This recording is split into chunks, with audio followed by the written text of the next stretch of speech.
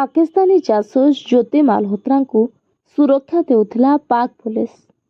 ज्योति पाकिस्तान जाइथिबा बेले लाहोरे तांकु घेरी रहिथिले सेठाकार 6 जण पुलिस कमांडो। लाहोर अनारकली बजार रे ज्योति बुली ब्लॉगिंग करुथिबा बेले तांको सहित छाई परी रहिथिले AK-47 धरिथिबा जवान माने।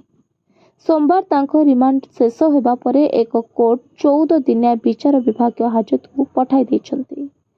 33 वर्षीय ट्राभेलर इन्फ्लुएंसर ज्योति को कोर्ट रे हाजर करा जायतिला, जोंठारे पुलिस तांकु आउ रिमांड रे नै नाही। ज्योति मालहोत्रांको 3टी मोबाइल एवं एक लैपटॉप पुलिस फोरेंसिक पई पठाइछि।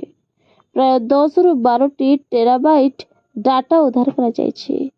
ए संपर्क रे अधिक तदंत जाय रहिछि बोली कहिछि पुलिस। एहा सह ज्योतिंको 4टी बैंक अकाउंट मध्ये जांच करा जाउछि बोली पुलिस पक्षरु कुआ जायछि। Bureau report, voice of Odisha live.